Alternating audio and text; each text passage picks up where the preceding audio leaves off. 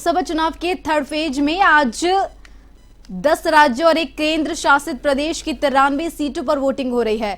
यह सुबह 7 बजे से शुरू होकर शाम 6 बजे तक चलेगी। हालांकि शाम 6 बजे तक मतदान केंद्र पहुंच चुके वोटर्स को इसके बाद तक वोटिंग कराई जाएगी। इस फेज में गृह मंत्री अमित शाह, स्वास्थ्य मंत्री मनसुख मंडाविया और एविएशन मिनिस्टर ज्योतिरादित्य सिंधिया समेत 7 केंद्रीय मंत्री और 4 पूर्व मुख्यमंत्रियों की प्रतिष्ठा दांव पर है।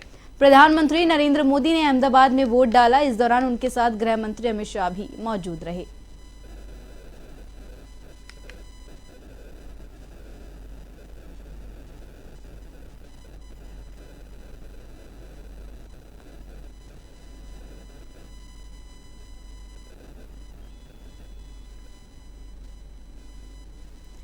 बता दें आज जो है लोकसभा चुनाव को लेकर तीसरे चरण की वोटिंग चल रही है और इस दौरान आज जो है 93 सीटों पर वोटिंग हो रही है। 11 राज्यों की जो है 93 सीटों पर आज वोटिंग हो रही है। और इसी दौरान आज अहमदाबाद में प्रधानमंत्री नरेंद्र मोदी ने भी अपने मताधिकार का प्रयोग किया। इनके साथ पीएम मोदी के साथ गृह मंत्री अमित शाह भी मौजूद रहे। साथ ही साथ पीएम मोदी ने सभी लोगों से अपने मत का प्रयोग करने की भी अपील की।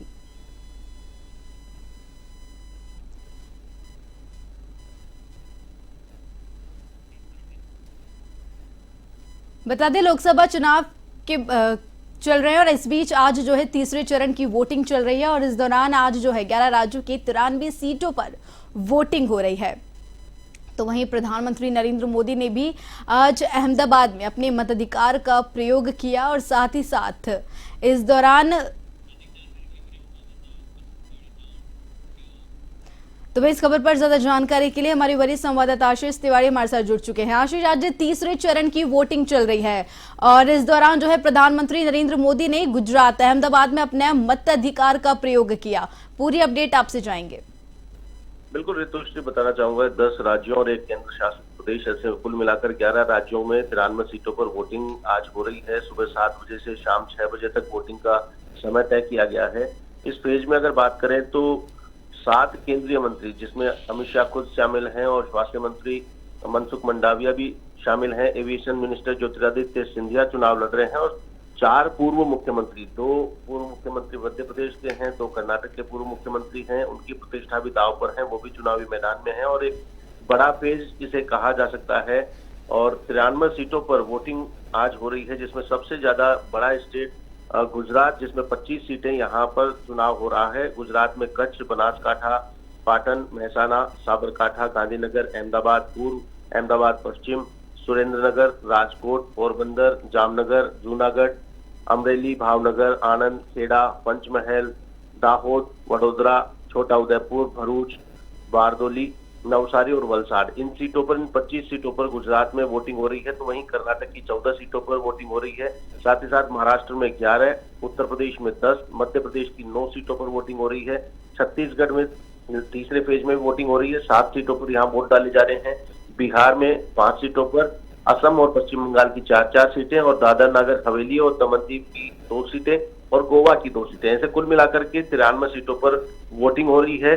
देश के प्रधानमंत्री नरेंद्र मोदी खुद अहमदाबाद पहुंचे और सबसे पहले उन्होंने मतदान किया है और जैसे ही मतदान करने पहुंचे तो अमित शाह उनका वेलकम करते हुए नजर आए और वोटिंग करने के बाद उन्होंने अपील की है, सभी से वोट करने की अपील की है। साथ ही साथ स्वास्थ्य का ध्यान रखने की भी उन्होंने बात कही है कि गर्मी का मौसम है और घर से निकलें तो ज्यादा से ज्यादा पेय पदार्थों का सेवन करें, पानी पिएं, ये अपील उन्होंने की है और इस लोकतंत्र के महा उत्सव में अपना योगदान जरूर दें। दान के लिए देश जाना जाता है तो मत का दान जरूर करें, मतदान करने की अपील उन्होंने की है। तो वहीं अलग अलग जगहों से अलग अलग तस्वीरें सामने आ रही है। बिहार के सुपौल की बात करें तो वहां पर पीठासीन अधिकारी और एक जवान की मौत हो गई है। बिहार में वोटिंग के बीच सुपौल में पीठासीन अधिकारी और अररिया में होमगार्ड के जवान की मौत हो गई है। दोनों की हार्ट अटैक की वजह से जान जाने की बात सामने आई है। तो वहीं मुर्शिदाबाद में भाजपा उम्मीदवार और तृणमूल के नेता के बीच में झड़प की खबर सामने आ रही है। पश्चिम बंगाल के मुर्शिदाबाद में जंगीपुर में एक मतदान केंद्र पर भाजपा उम्मीदवार धनंजय घोष के साथ तृणमूल कांग्रेस के बूथ अध्यक्ष उसके साथ में झड़प की बात सामने आई है। तो वहीं अलग अलग रंग इस लोकतंत्र के देखने को मिल रहे हैं। मध्य प्रदेश के पूर्व मुख्यमंत्री शिवराज सिंह चौहान पत्नी के साथ वोट डालने पहुंचे हैं। वहीं स्वास्थ्य मंत्री मनसुख मंडाविया भी पत्नी के साथ में वोट डालने पहुंचे हैं। रितेश देशमुख भी अपनी पत्नी के साथ में लातूर के एक मतदान केंद्र पर वोट डालने पहुंचे हैं। इसी प्रकार से अलग अलग जगह से अलग अलग तस्वीरें सामने आ रही है। कर्नाटक के पूर्व मुख्यमंत्री बीएस येदियुरप्पा ने वोटिंग की है। यूपी की राज्यपाल आनंदीबेन पटेल ने अहमदाबाद पहुंचकर वोटिंग की है। तो लगातार पूरे देश भर में इस लोकतंत्र के महापर्व की अलग अलग तस्वीरें सामने आ रही है, उत्साह देखने को मिल रहा है। इस चरण में सबसे बड़ी जो अग्नि परीक्षा है वो एनडीए की है। अगर 2019 की बात करें तो इन 93 सीटों पर परिणाम की बात करें तो 75 सीटें एनडीए के खाते में थी, एनडीए के पक्ष में थी। तो ये एक बड़ी चुनौती है, बड़ा चुनाव एनडीए के नजरिए से है। वहीं इंडी गठबंधन की बात करें 11 सीटें उनके कब्जे में थी और अविभाजित शिवसेना जो कि अभी 2 गुटों में बढ़ चुकी है, शिवसेना शिंदे और उद्धव ठाकरे 2 गुटों में शिवसेना बढ़ चुकी है। इनकी कुल मिलाकर 4 सीटें और अन्य की 3 सीटें। तो मोटे तौर पर अगर देखा जाए तो बड़ा बहुमत जहां से जुटाया गया था एनडीए के द्वारा, वो इलाका जहां पर आज तीसरे चरण में वोटिंग हो रही है, इस वोटिंग से तय होगा कि देश में सत्ता रिपीट हो रही है या सत्ता परिवर्तन हो रहा है। क्योंकि ये बड़ा अहम ये चरण है जहां पर बड़ी साख दांव पर है कई दिग्गजों की और खासतौर पर एनडीए की। तो कुल मिलाकर के ये थर्ड फेज काफी इंपॉर्टेंट है, जिसमें अगर बात करें सीधे तौर पर भाजपा के 82 प्रत्याशी चुनावी मैदान में, गठबंधन के साथ में एनडीए के प्रत्याशी मिलाकर के पूरे 93 सीटों पर है, लेकिन 82 सीटों पर बीजेपी के कैंडिडेट्स हैं, वहीं 68 सीटों पर कांग्रेस के कैंडिडेट्स हैं। सपा 10 सीटों पर चुनाव लड़ रही है, तृणमूल 6 सीटों पर, उद्धव गुट की शिवसेना 5 सीटों पर, राजद 3 और जदयू 3।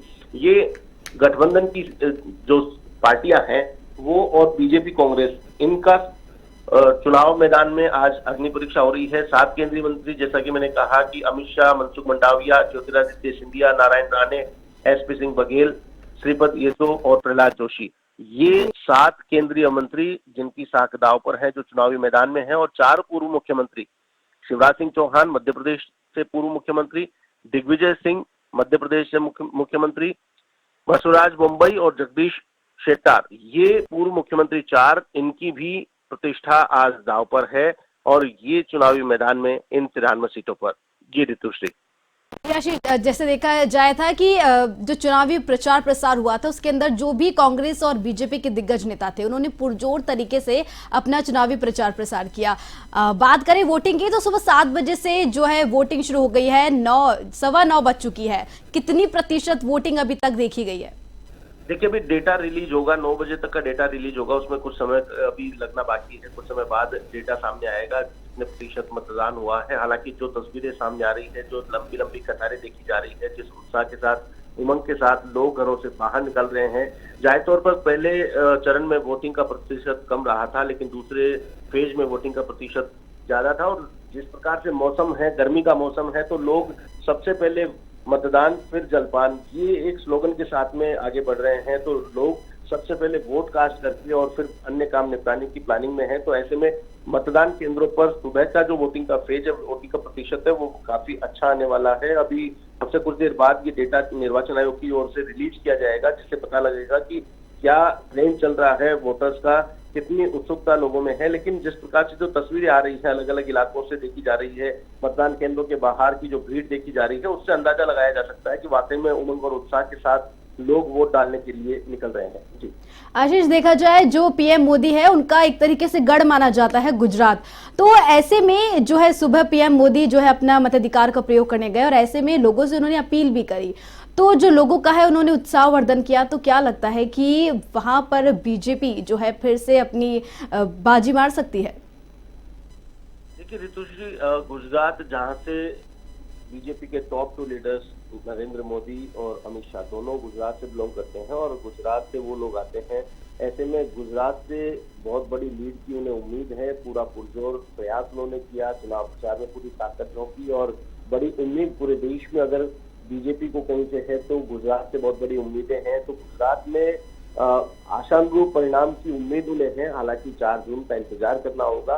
पीएम ने वोटिंग की अपील की है, वोट डालने, और कई सभाओं में तो उनको सुनने को मौका मिला कि वोट करें, चाहे किसी को भी वोट करें, लेकिन अपना वोट जरूर दें, अपने मताधिकार का प्रयोग जरूर करें। तो वोट की अपील की जा रही है, लोग बढ़ चढ़कर हिस्सा लें, इस लोकतंत्र के महापर्व में अपनी आहुति दें, देश के लिए, देश के विकास के लिए एक मजबूत सरकार का गठन करें। इसकी आह्वान इसका सभी नेताओं की ओर से किया जा रहा है, चाहे वो विपक्षी गठबंधन के नेता हो, राहुल गांधी हो, सोनिया गांधी हो, या फिर मोदी हो, अमित शाह हो। ये तमाम नेता वोटिंग की अपील कर रहे हैं और उम्मीद की जानी चाहिए जिस प्रकार से निर्वाचन आयोग ने व्यवस्थाएं की है, निर्वाचन आयोग ने स्वीप कार्यक्रम के तहत मतदाताओं को जागरूक किया है और डिजिटल प्लेटफॉर्म जितने भी हैं उनका उपयोग किया गया है।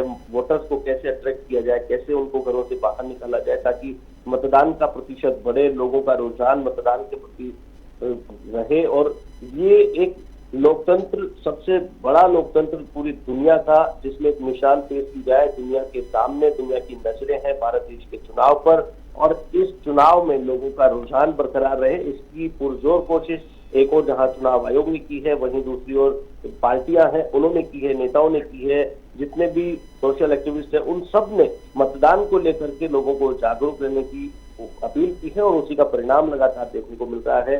पहले फेज से मतदान का प्रतिशत दूसरे फेज में बढ़ा हुआ नजर आया था, तो उम्मीद की जानी चाहिए कि तीसरे फेज का मतदान का प्रतिशत है वो भी बढ़ा हुआ मिले। ये तो जी आशीष, मई का महीना है, गर्मी का सितम जो है लगातार बढ़ता जा रहा है, धूप जो है लगातार बढ़ती जा रही है और ऐसे में जो इलेक्शन कमीशन है उन्होंने क्या कुछ इंतजाम किया है, क्योंकि गर्मी में जो लोग हैं घर से कम ही निकलना पसंद करते हैं और गुजरात की बात करें, बिहार की बात करें, झारखंड की बात करें तो वहां पर जो है गर्मी ज्यादा ही पड़ती है। तो ऐसे में क्या कुछ इंतजाम इस दौरान देखे जा रहे हैं बूथों पर?